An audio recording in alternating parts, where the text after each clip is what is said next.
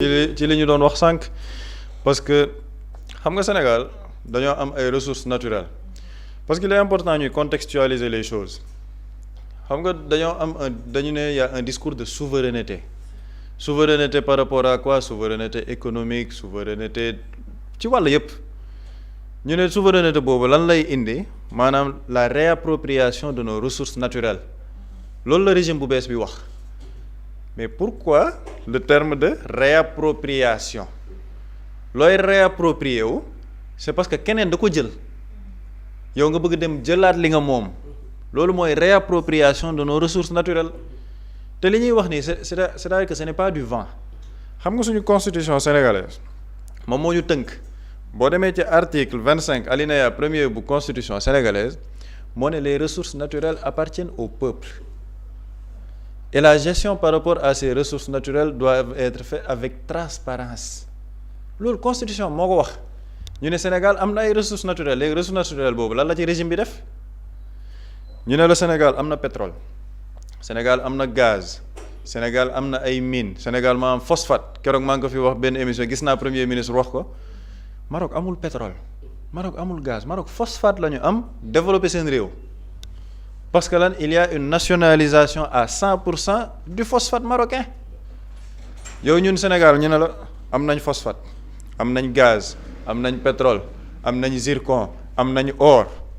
léegi boo jëlee contrat yooyu noonu yëpp ma yam ci pétrole ñu ne Sénégal am na pétrole le régime de Macky Sall signé na contrat boo xamante ni avec des partenaires pétrole Sénégal bi le Sénégal 10% la ci am. C'est-à-dire que ñun suñuy ressources naturelles yi nekk ci suñu biir réew signé nañ contrat yoo xamante ne 10% lañ ci am ñu ne ñu parce que ñu bëri dañ koy laaj naan waaw pétrole réew mi fu mu nekk xaalisu pétrole fu mu nekk démb premier ministre ñëw na ci xam nga y a l'exploitation du pétrole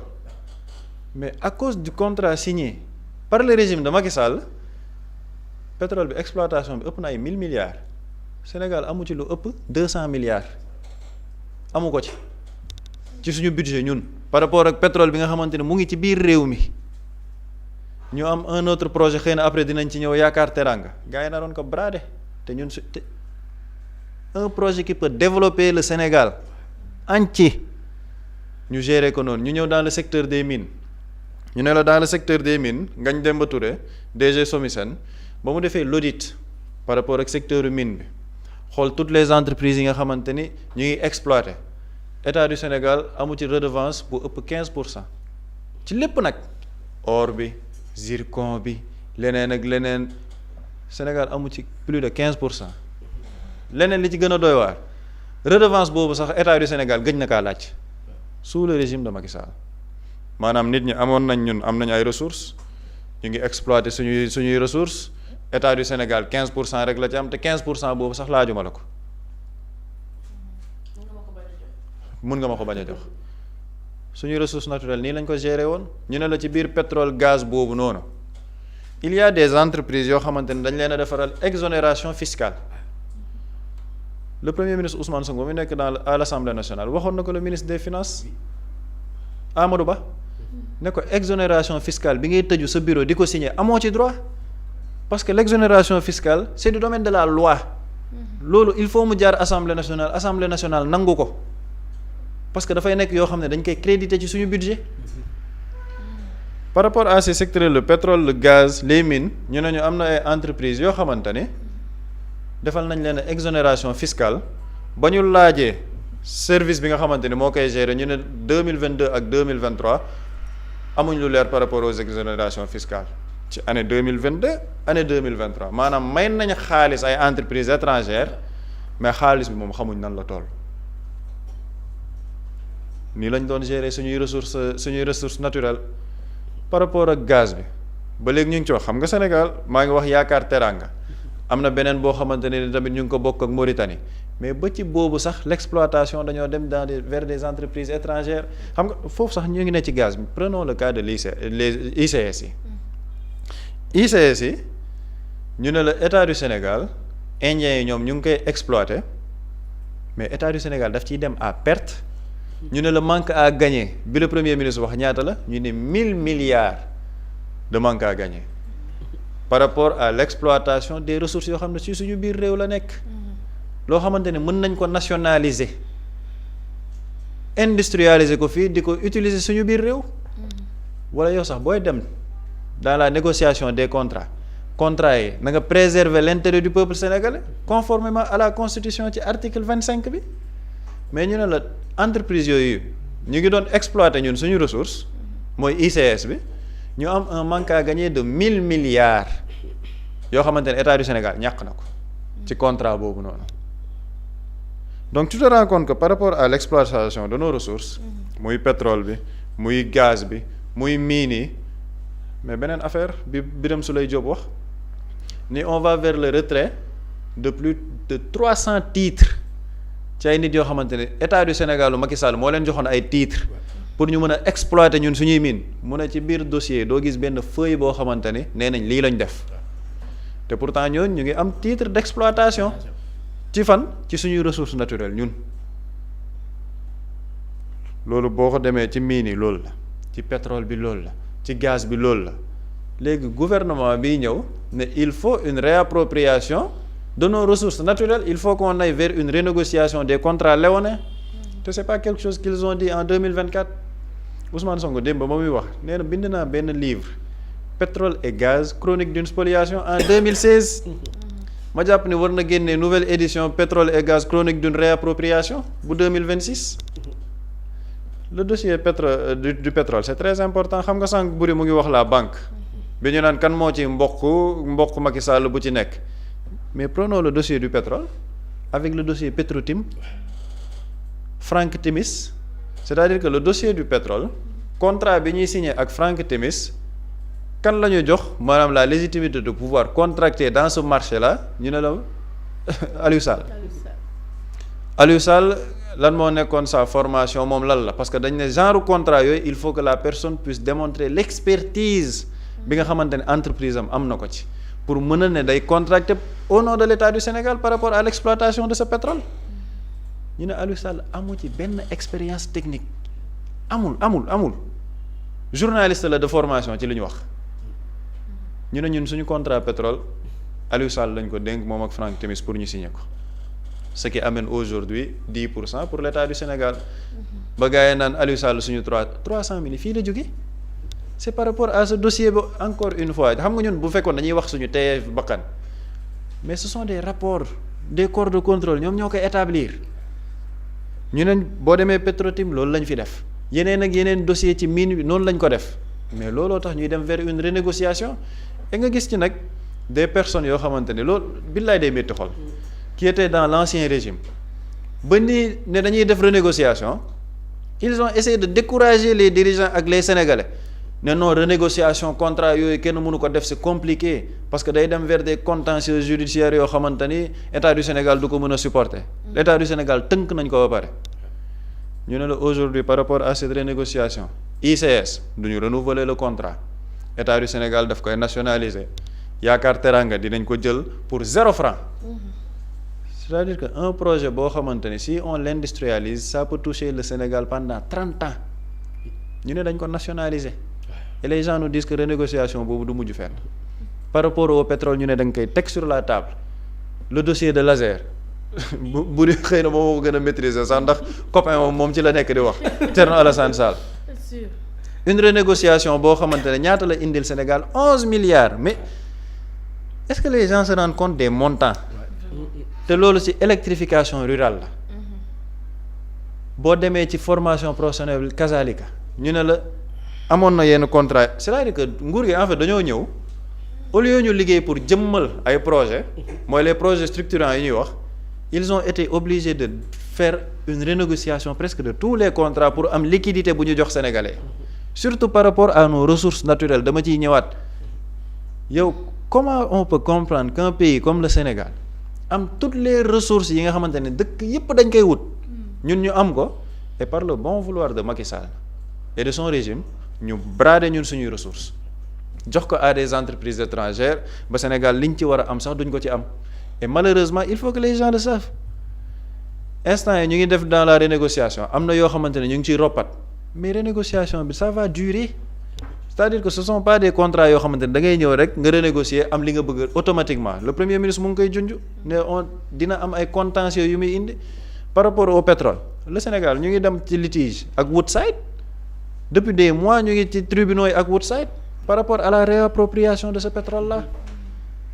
léegi loolu noonu yëpp nag moo xew ci biir réew mi par rapport à ces ressources le ñun en fait ñun dañ ñoo jox lépp ñu am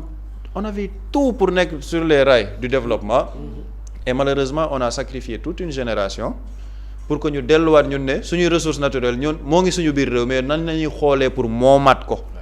te ressource boo ci jël sur le plan individuel day développer sa réew ba mu ne tot phosphate bi développé Maroc ñun Sénégal am nañ ko te pourtant loolu rek moo développé Maroc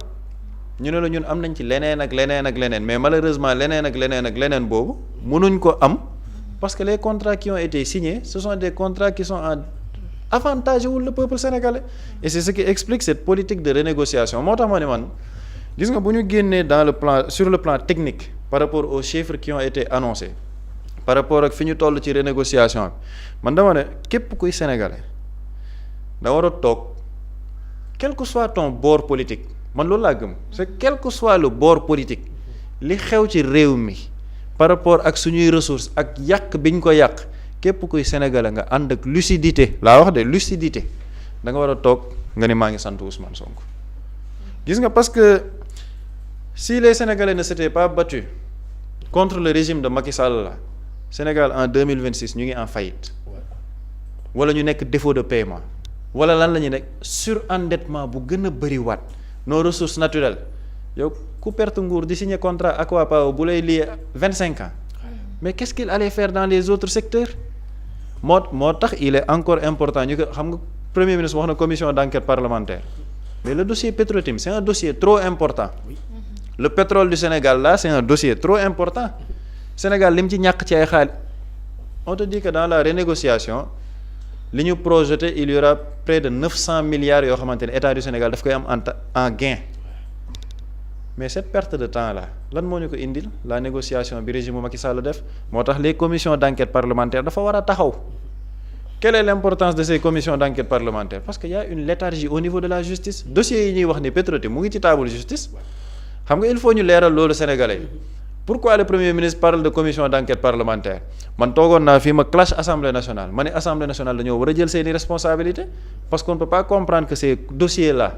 par rapport à nos ressources naturelles ñoom defuñu ay commission d'enquête parlementaire parce que ce sont leurs prérogatives de contrôle de l'action du gouvernement te kuñ ci woon ak da nga war a wuyu ci parce que xam naa ne dinañ commencer manipulation waaye enquête bi lan moo tax ku ñu woo da nga war a wuyu ci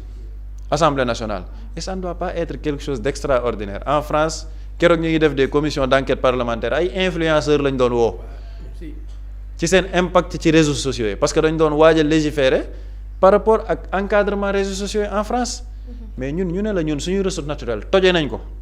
ba actuellement l'État du Sénégal day nekk dans la renégociation de tous ces contrats pour 10% yi ñuy wax ci pétrole ñun nan la ñuy def ba am ñun suñuy part yu baax yaakaar teranga bi par rapport au gaz le nationaliser voilà les véritables enjeux moo tax les mooy enquête parlementaire yi ñu wax loolu priorité la actuellement au Sénégal et pour terminer foofu mu rejoindre Boury ci li mu wax man damaa gëm ni les dirigeants ont raté leur début de mandat gis nga quand tu es porté par une révolution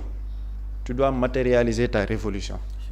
malheureusement le président de la République il a transformé la révolution en révolte parce que révolte mooy yow da nga am lu la naqari rek da ngay ñëw rek génn casse après bu jeexee jeex na il n'y a pas de changement en profondeur mais révolution mooy système bi yépp la ñuy déboulonner yow tu es porté par une masse révolutionnaire nit ñi sàcc ñëpp xam ko ay rapport wax ko sa ressources naturelles yi lépp leer nañ toi on te demande de venir matérialiser on nous parle de réconciliation on nous parle de dialogue avec les personnes qui ont bradé nos ressources naturelles yoo xam ne day impacter sur les générations fii ak 25 ans il fallait marquer le pas dès le début du mandat ñu xam ne fii révolution la les di ñi def lii nii di circuler ci biir réew mi 3 premiers mois yi kenn waxu ci te bu ñu sama xel sax day ñëwaat ci pétrole bi parce que Boury mu ngi koy wax benn jour Aly Ngouille Ndiaye mais regarde le recyclage médiatique de ces hommes politiques là. Et pourtant boo interpeller leur responsabilité dans la signature de ces contrats leur responsabilité est engagée ñoom ñu ngi ci mais actuellement on les présente même comme des médiateurs de la République parce que am na dossier yoo xamante ni le président de la République moom la ko dénk mais c'est-à-dire que ça y des gens qui ont phagocyté ñun suñuy espoir par rapport ak nan la ñu mën a demee développement ñooñu aujourd'hui on les recycle il y a pas de justice ñi def lii ñu ngi traîner tranquillement dans ce pays ñoom ñooy demaat ci médias yi di alimenter les médias di wax sénégalais yi di leen narguer après on revient pour dire aux sénégalais non serrons-nous la ceinture parce que dëkk bi dafa métti te ñi teg dëkk bi méttit bi kenn du leen topp moo tax les commissions d'enquête parlementaire il faut y aller rapidement ñu def ko public li buri wax il y a une chaîne parlementaire bu ñu établir au niveau de l'Assemblée nationale nañ ko teg sénégalais yëpp gis nit ñi ñëw layal seen bopp parce que ce qu'on a fait par rapport à ces dossiers là surtout ci ressources naturelles yi encore une fois dañuy waxaat rek c'est un crime et par rapport à ces crimes les responsabilités doivent être situées. Surtout ça. jërëjëf Pape Samba Boury sax dañuy des ci li nga xamante ne mooy commission d'enquête parlementaire est-ce que war na yegg ci stade boobu est-ce que depuis le début du pouvoir waxuñu woon teg ay pexe yi nga xamante ni ñiy jël alal réew mi rawatina secteur yi ci mel ni pétrole gaz ak mine ñu teg leen ay daan yi métti wala ñu gokki comme ni ma ko waxee sànq rek ba ñuy dem bay yegg sax ci ay commission d'enquête parlementaire. waaw pour man dafay rek témoigner li nga xamante ne nii mooy li ñu bari doon bëbëna di ko jooy parce que nit ñi waxuñu. bu gaa yi wax justice waxuñu ñuy comme ni ko nguur gële doon defee yow bokk nga ci groupement Pastef kaa ñu jàpp la yow takk nga bracelet kaa ñu jàpp la non non loolu amatul Sénégal APR ils ont fait des crimes ils ont des crimes de sang des crimes financiers chaque jour ñu daje seen siège ba naan dañuy yaataa yumbe kon fii kenn traqué ko fii kenn te pourtant c'est des criminels ñëpp xam nañ ko. c'est-à-dire que waxuñu kenn jàpp nit ñi de mais ay fait la yoo xamante ni ay nit ñoo ko def te fait yi bu ci ne da nga ko war a teg pour man wax dama lay rejoindre waruñu yegg foofu waruñu woon yegg foofu mooy très tôt dañu waroon jël suñuy responsable parce que pourquoi lu ci nekk dañ koy wutal lay boo doon topp ku ci ne da ngay jàpp loxoom xam nga Pape Samba dafa junj léegi le cas de Aly Ngouille Ndiaye le rapport de l'IGE lan la premier ministre wax démb dañu bëggoon jox mbir mi Petro-Tim Franck Timis il fallait attendre le rapport de l'IGE ñun ñi ñëpp man dama jàppoon ni parce que rapport bi jotoon a génn produire woon nañ ko pare man personnellement dama jàppoon ni avant rapport bi di génn la ñu profité signé ko même loolu sax scandale la mais ndekete rapport bi dafa génn ñu jël ko nëbb ko rapport IGE boobu lan moo fi nekk rapport IGE boobu mooy wax ni bu ñu defee l'évaluation parce que y a la demande mën nga soumissionner pour ñu jox la un contrat d'exploration ou bien d'exploitation mais y a des services de direction yi nga xamante ni nii ñoom ñoo war a caytu te bu ñuy caytu lan la ñuy xool benn ci caytu yi ñuy caytu l'expertise technique ci la bokk leneen la ñuy caytu c'est l'expertise ou bien la capacité financière Franck Timis bu ñu sukkandikoon rek ci ay rapport il ne remplit aucun critère ni technique ni financier créé na entreprise logé ko aux îles Caïmans yu bëri dóorkat yu ci bëri fa ñuy dem di fa ibbi seeni compte pour s'assurer d'une certaine confidentialité ibbi ko fa ñëw jël rakku président xam nga y a des démarches yoo xam ne ñi ko def sax làqatuwuñ ay dossier la yoo xamante ni nii da ngay buub li premier moo naan buub yóbbu ña ko def ngay buub yóbbu parce que Pape Samba mi ngi jël le cas du Maroc une seule ressource dëkk profitoo ci boo fa demee ñeewuñu la France ci wàllu dëkkuwaay environnement nekkin ñun on a des ressources yoo xamante ni nii mais waruñu woon sax toog na ay appel public à l'épargne parce que looy jógee ci ressources yooyu kenn xamul nu mu toll moom laay wax ma ne te buñ ko doon def duñ topp kenn parce que dañ koy jaay doole tu te bases sur du factuel tu te bases sur des rapports tu te bases sur des audits Pape Samba mi ngi wax wàllu audit sànq avec le ministère de l'énergie du pétrole et des mines parce que avant même ñuy def émission bi man maa ngi ko doon wax qui est en train de faire un excellent travail à savoir Birame Souleye Diop mi ngi def liggéey bu extraordinaire peut-être il ne parle pas mais bu ñu xoolee dans les actes maa ngi wax ni ku ci nekk boo ko doon topp da nga koy teg ci lu leer ils ont fait des audits bi mu ñëwee lan la njëkk a def audit bi ñu defee les audits jël mbir ma dénk ko direction générale des mines et de la géologie ils ont créé un comité boo xamante ne nii d'abord y a les géologues ñi nga xam ne c'est des ingénieurs y a les juristes pour dans le cadre légal même ci yenn attributions yi y a aussi les administrateurs ñi nga xamante ni ñoo nekk ci bànqaas yi di doxal bànqaasu état yi ñu ne nguuru Macky Sall jébbal na lu toll ci 513 permis yoo xam ni dañ ne ay permis actif la c'est-à-dire que permis yooyu noonu ñooñu ñi ngi exercer mais bu ñu sukkandikoo ci li juristes yi wax bu ñu sukkandikoo ci administrateurs yi lu ñu wax 94% ils sont pas légaux wala boog ils sont pas légaux permis yooyu noonu 94% ils exercent ou bien ces entreprises dañuy exercer wu en toute illégalité téeméer yoo ci jël juróom-ñeent fukk yi ak ñeent la ñuy exercer teguñu ko ci lu légal am na 68 permis am nañu ci am 64 permis de recherche yoo xam ne jaarul yoon am na ci ay mines yoo xamante ni jaaruñ yoon am na ci ay autorisation yoo xamante ne nii te foofu man moo ma gën a intéressé daf ci am ay entreprises yoo xam ne dañu am autorisation d'exercer fii ci Sénégal te lan la enquête bi wax audit bi ñu def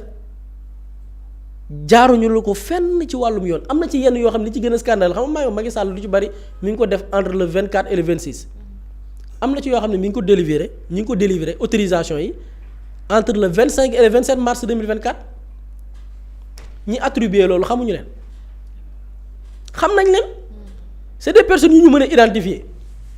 parce que pour attribuer tey benn permis mais y a tout un processus wax naa ko sànq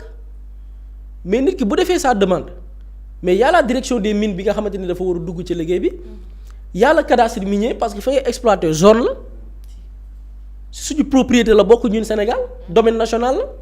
y a aussi les services environnementaux yi nga xamante ni ñoo war a def wala caytu l'étude d'impact environnemental bi nga xam dañ koy def ñoom ñoo joxe seen avis mais liggéey boobu noonu mais temps la diir la mais lan moo scandale am na ñoo xam ni bis bi ñu déposé ne dañoo bëgg ñu jox leen kii permis bis boobu la ñu am autorisation ñu ne la yow boo waree am permis pour exploiter benn zone minière dossier bi dafa war a jaar direction des mines et de la géologie dossier bi dafa war a jaar cadastre dossier bi dafa war a jaar ci ay services environnementaux pour que l'étude d'impact environnemental liggéey bi ngay def est-ce que am na njeexital ci alam gi ak dëkkuwaay bi nga xam ne bu dee am na ay nit ya fa nekk loolu mën a jël temps bu gudd ñu ne am na ñoo xam ne dañoo déposer tey jot tey seen permis yenn yi nguuru Macky Sall ñu ngi ko délivrer entre le 25 et le 27 mars 2024 après l'élection maanaam 24 mars sénégalais dañoo xëy voté gars yi ne lu ñu gars yi waxoon xëdd voté ndogu jubilé moment bi sénégalais yi di jubilé ñoom ñi ngi délivrer ay permis ay nit déposé tey ñu jox leen permis tey donc lii la gars yi def et dayo bi foo ko natt weesu na ko tey on parle de milliards am na benn donnée boo xam ne waa SOMISEN ñoo ko joxe ay jamono ci ginnaaw gis nañ ni avec cette exploitation et là je parle du régime de Macky Sall entre 2013 et 2022 là c'est des données yu xaw a yàgg or bi rek boo jëlee wàllu mine lu toll ci 2,7 milliards de dollars loolu boo ko doon xayma c'est 1500 milliards extraire nañ ko ci suñuy suuf de manière frauduleuse y a des rapports yoo xamante ni nii on parle de 36 à 41 tonnes 41 tonnes yoo xamante ne nii exporté nañ ko de manière clandestine diggante Mali ak Émirats arabes unis demal Sénégal nga laaj ñiy yëngu ci wàllu bijouterie néew na koo ciy gis mu ne la mës naa liggéey or boo xam ne ci oru Sénégal la dañuy importer or bi ci boppam bijoutier yi gisuñu oru Sénégal ñu ne la lu toll ci or goo xamante ni valeur bi toll na ci 1500 milliards génn na Sénégal kenn xamul fu mu jaar des dizaines de tonnes yoo xamante ne nii jaarale nañ ko diggante Mali Émirats arabes unis suñuy bijoutier teguñu ko bët et je pense que loolu lu ci nekk am na chaîne ñi nekkoon di exercer dëgg la am na ñuy def l'activité de manière clandestine fan yii la am na ñu ci jàpp mais am na ci ñoo xam ne il bénéficiait d'un permis te ñi leen ko délivrer mooy ñi jiite woon banque ancienne nekk ministre de l'énergie nekk direction des mines et de la géologie ces gens xam nañ leen espérons bon yaakaar nañ ni la communication yu gouvernement bi di xaar même bu fekkee ni yoon dina xaw a yéex mais peuple bi li warloog ñoom l'essentiel nañu constituer des dossiers def des enquêtes parlementaires situer les responsabilités les responsables ñu woo leen ci digg penc ma comme ça se fait dans d'autres pays ñu toog ñu leen di laaj lii nga def pourquoi nga def ko tel jour yaa signé lii yow jox nga permis telle entreprise tel jour entreprise bi mi ngi déposé pour permis d'exploitation le 13 mars la déposé 13 mars nga jox ko contrat fu mu jaar ak yow est-ce que da laa fay ñu dem def des perquisitions ku la ko sant chaîne la donc je pense que espérons que ñu ngi ñaan yàlla peut-être li nga xamante ne nii mooy suite bi ñu am ci parce que loolu c'est un devoir parfois même ci côté communication bi man dama apprécier vraiment la démarche les Sénégalais dañu am devoir ñu informer leen ni ñu yoree woon seen réew démb ak jéego yi ñu ciy nekk di teg tey et je pense que espérons que cette communication là dina mën a yegg fa mu war a yegg dëggantaan. on l'espère vraiment ñu jàll ci li nga xamante ne mooy dernier sujet bi rek ak rapport et renégociation. Mously Immo Sénégal moo leen di indil saafara ci jafe-jafe bu ngeen am ci wàllum immobilier yow mi bëgg a jënd kër yow mi bëgg a tabax wala nga jaay sa terrain jokkool ak waa Mously Immo ku am sa kër bëgg ku la ko terrassel wala nga am sa tool bëgg ku la ko lotisel defal la ko ay terrain Mously Immo Sénégal daf leen koy jàppandal gunge leen ci anam gu mucc ayib ku am sa kër itam te nekkuloo ci biir réew mi bëgg ku la ko toppatool gérer la ko Mously Immo moo ci gën a gaaw gën ci wóor ku bëgg réfectionner tabax wala nga defar plan architecte mën nga jokkoo itam ak waa Mously Immo Sénégal mën ngeen leen a woo ci 77 887 25 13 77 887 25 13 Mously Immo indi saafara ngir jëndum kër tabax jaayum terrain terrasse yi ay tool wala lotissé ko defal leen ko ay terrain loolu lépp Mously Immo moo ci gën a gaaw man ngeen itam abonné ci seen chaîne YouTube Mously Immo Sénégal ngir am yeneeni xabaar yu gën a dëggu wala itam wàllum conseil ci wàllum immobilier fii ci biir réewum Sénégal